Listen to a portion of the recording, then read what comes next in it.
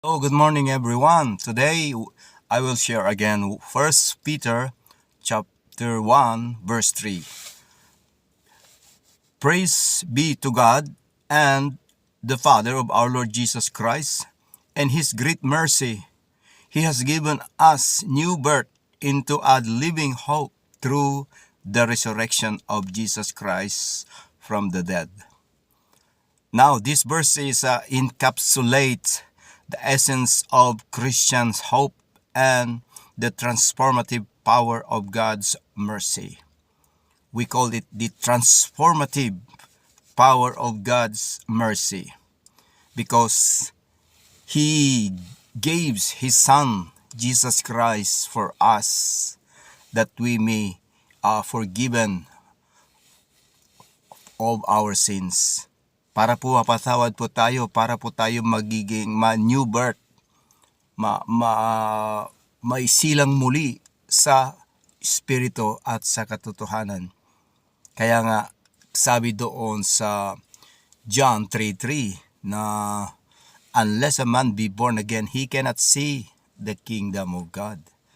So, it needs a man to revert.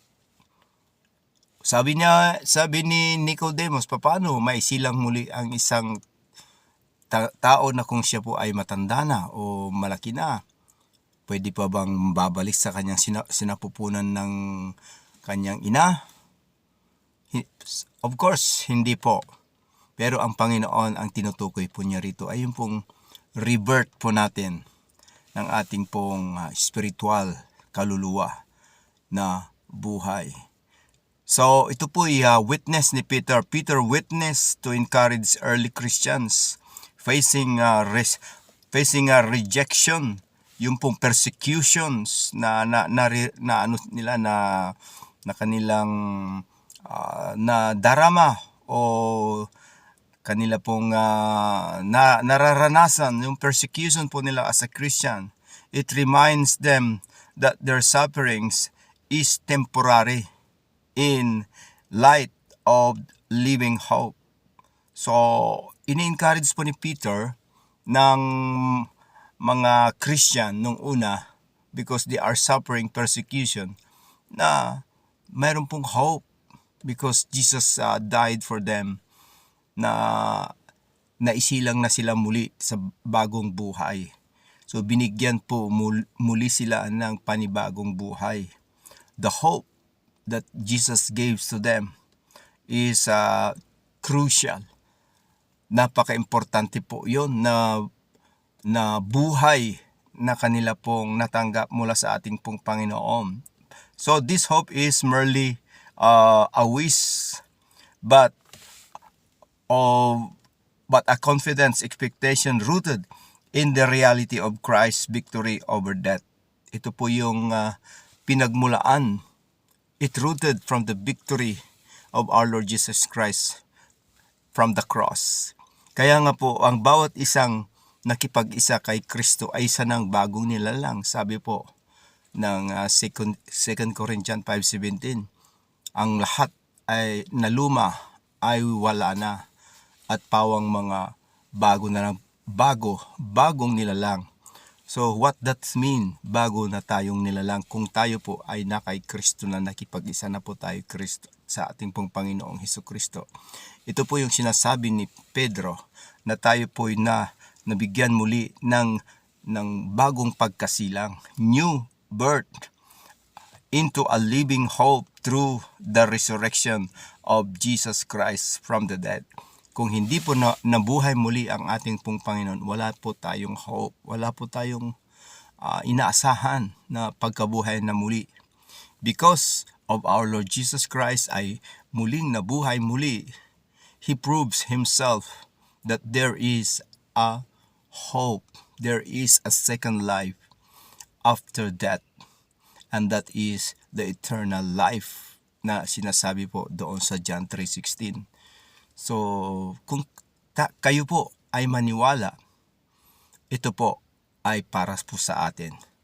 Kaya sabi po doon na kung maniwala ka, For God so loved the world that He gave His only begotten Son, that whosoever believe, tignan po niyo, whosoever believe, yung pong believe, ang keywords po dito, believe sa ating pong Panginoon. Maniwala po tayo sa ating pong Panginoon, maniwala po tayo sa Kanya pong pagkamatay muli at pagkabuhay na muli, ay nandun po yung victory, nandun po yung eternal life, nandun po yung pagpapatawad po natin.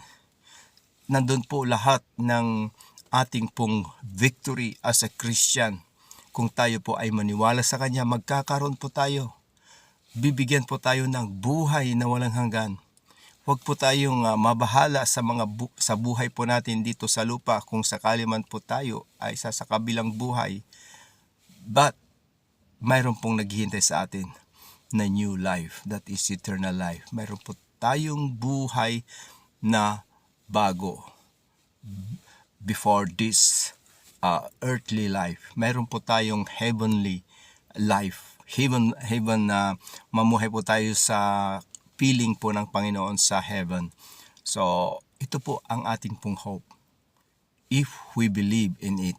Kung tayo po ay naniniwala dito, tayo po ay mapapasama sa kaharian po ng Panginoon, na kung saan po niya sinabi na pangako. Basahin po natin ng John 14. Nandun po ang pangako ng Panginoon na babalik po at kukunin po tayo na naniwala sa Kanya at sumampalataya sa Kanya. Sa paniniwala po natin, nandun po yung pagsisisin po natin, nandun po yung pagtanggap po natin sa Kanya, sa ating pong buhay, sa ating pong puso. So, ano po ang gawin po natin? We will invite Lord Jesus Christ into our life. We believe in Him, believe His words, and live a life that is a godly life. Dahil po, nandun po ang ating pong Panginoon. Maraming salamat po sa inyong pakikinig at pagpalain po kayo ng Diyos sa araw na ito na Miyerkules.